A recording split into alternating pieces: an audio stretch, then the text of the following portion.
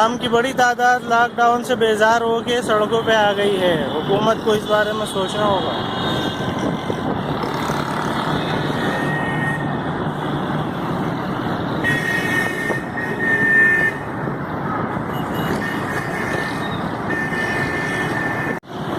Oh good.